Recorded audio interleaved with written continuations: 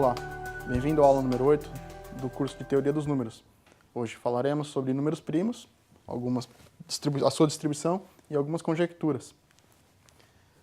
Algumas pesquisas são feitas para determinar qual é a razão matemática dessa sequência numérica de números primos, ou seja, com que raridade e periodicidade eles acontecem. Outras vão no sentido também da fatoração de um inteiro. Outras sugerem testes de primalidade, né, para ver se o número é primo ou se ele é um número composto. E também pesquisa-se uma fórmula para expressar um número primo em função de um dado número primo. Essa última ela é conhecida como conjectura ou hipótese de Riemann, e o valor dela, para quem provar, seguindo todas as regras, é $1 milhão. Então, baseado num procedimento de um filósofo grego e matemático Eratóstenes, nós temos o seguinte enunciado: se n é um inteiro positivo composto, n qualquer, então n tem um fator primo, p, que satisfaz essa condição de ser menor ou igual à raiz quadrada desse n. Da mesma forma, se n é maior ou igual a 2, e nenhum primo p nesse intervalo de 2 a raiz de n é fator de n, ou seja, então esse n é primo. Baseado nesse teorema, um exemplo para a gente testar. Se o número 1321 é primo, nós vamos observar a raiz quadrada dele, que é aproximadamente 36,345.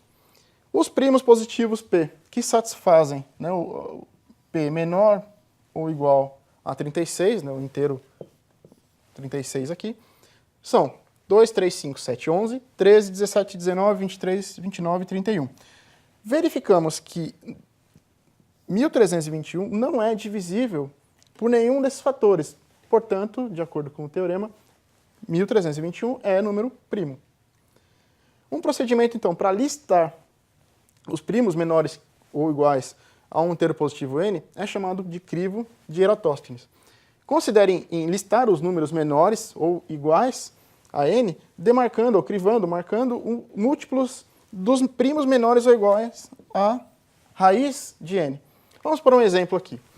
Para n igual a 100, nós temos os números primos 2, 3, 5 e 7, que atendem à restrição de ser menor ou igual a raiz quadrada de n, que é igual a 10.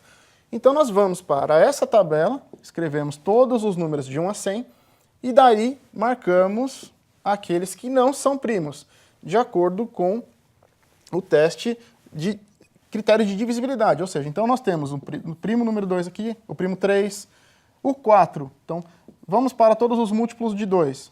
Então, riscamos o 4, o 6, ou seja, todos os pares. Então, toda a coluna do 2 nós riscamos, toda a coluna do 4, do 6, do 8 e término em 0. Daí vamos para o número 3. Vamos para o 3. Todos os valores que são divisíveis por 3. Então, lembrando que a soma, o 3, nós temos algarismos que somados, né, no caso 33. Então, 33, 3 mais 3 é 6, e ele é divisível por 3, então 33 também é divisível por 3. Então, nós temos esses valores, enfim. Vamos na tabela olhando todos esses valores que são múltiplos de 2, 3, 5 e 7. Fazendo assim, nós descobrimos, né, usando o crivo de Eratóstenes, quais são os números primos de 1 a 100 nessa tabela. Bom, vamos falar um pouco, então, da quantidade de números primos. De acordo com o teorema de Euclides, esse enunciado diz o seguinte, que existem infinitos números primos positivos. A demonstração, só uma ideia, ela não é tão difícil, ela é simples, mas a ideia é demonstrar que, supondo que um conjunto de primos seja limitado, é possível construir um número primo baseado, né, fazer uma construção de um número primo que esteja fora desse conjunto, e aí contradizendo a suposição de que esse conjunto é limitado. Então essa é a ideia para a demonstração. Por uma definição que nós precisamos aqui, da quantidade de números primos, nós vamos fazer o seguinte. Então, para cada número real positivo n, vamos definir o número π de n como a quantidade de números primos positivos, p, fazendo, né, nesse intervalo de 2, né, maior ou igual a 2, até o n. Então, observando pelo crivo de Eratóstenes, temos o seguinte: o π de 10, ou seja, a quantidade de valores, de primos, né, positivos até 10, nós temos 4 valores. Então, o 2, o 3, o 5 e o 7. Daí, nós temos, do 20 até o 20, nós temos 15 primos. E assim, sucessivamente. Até o 100, nós temos 25. Percebemos o seguinte, e nós vamos falar sobre isso, que o número, que nem até 10, eu tinha 40% de primos entre esses números. Até 100, a minha taxa já diminuiu para 25%. Ou seja, essa tendência, de fato, ela tende a diminuir e muito. Então, vamos ver um pouquinho sobre isso. Há um teorema que o enunciado diz que, para valores suficientemente grandes de n, então nós verificamos que essa relação ela é aproximadamente igual a 1, ou seja, a quantidade de números primos, até n, ela pode ser expressa, para um número muito grande, ela pode ser expressa como n sobre ln de n, no logaritmo natural. Ou seja, então, matematicamente, né, formalizando aqui, nós temos que o limite de quando n tende a infinito, a quantidade de números primos até n, né, lá, n muito grande, ela tem equivalência com esse resultado de n sobre ln de n. Bom, seguindo a ideia do teorema ainda, quando n tende a infinito, nós temos um resultado que é esse valor, ele se equivale a isso daqui quando isso aqui tende a 1. Né? Então nós temos essa relação e que, utilizando também a ideia de que ln de n também tende ao infinito, nós temos a relação que a quantidade de números primos até n sobre a quantidade de números n, né, tende a zero quando n tende ao infinito. Vamos para uma apresentação, um comparativo então. Então aqui nós temos, na coluna do n, um aumento gradativo considerável. E nós temos, então, a quantidade, nessa outra coluna, a quantidade de números primos que temos até n. A relação, ela tende a ser próxima quando n tende a infinito. Então, ela está aqui, a relação ela tende a 1 quando esse número n tende a infinito. Para que nós precisamos entender um pouco disso? Para considerar, então, alguns estudos, como eu disse no início, levam em consideração essa raridade, a razão com que essa frequência de primos acontece.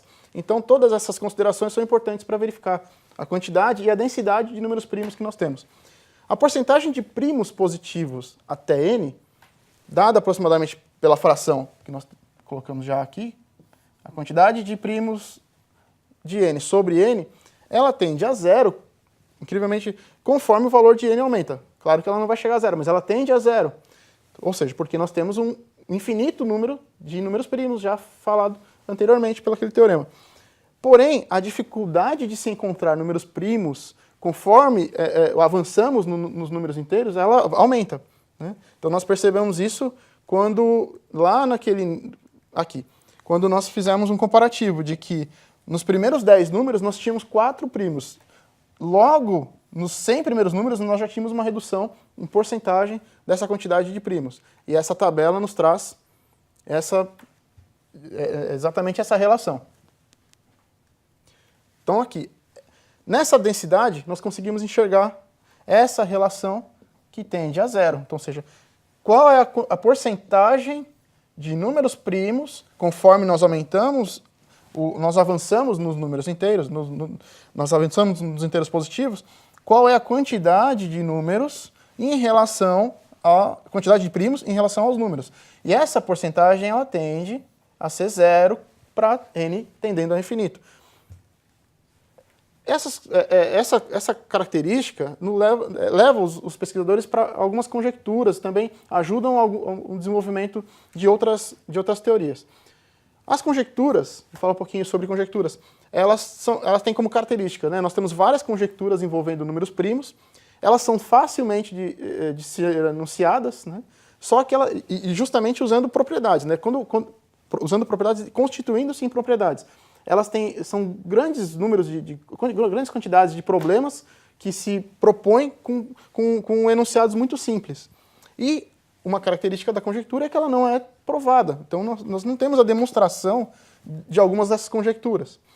Um exemplo de uma conjectura: a existência de infinitos primos dessa forma, n ao quadrado mais 1.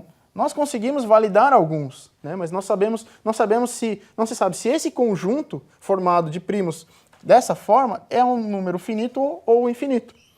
Um exemplo 2 de uma conjectura: a existência de infinitos pares de primos consecutivos, diferenciando entre si por 2 unidades, que nós denominamos chamado de primos gêmeos.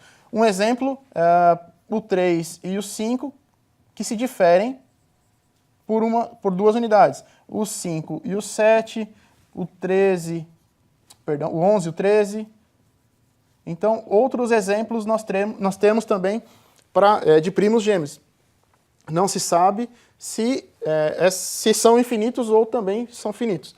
A conjectura mais conhecida, mais utilizada também, é a conjectura de Goldbach, que diz que todo inteiro par maior que 2 pode ser escrito como soma de 2 primos positivos. Então, essa formulação foi feita por Christian Goldbach em 1742, e ela vale para muitos inteiros pares, da ordem de milhões, porque já foram comprovadas por métodos computacionais, pela questão de ter uma facilidade de processamento. Então, o poder de processamento hoje computacional consegue mostrar, mas, porém, sua validade matemática prossegue ainda sendo um problema em aberto. Deixo aqui algumas referências também, para que vocês possam entender um pouco mais sobre o que nós falamos hoje. Espero que tenham gostado. Até a próxima aula.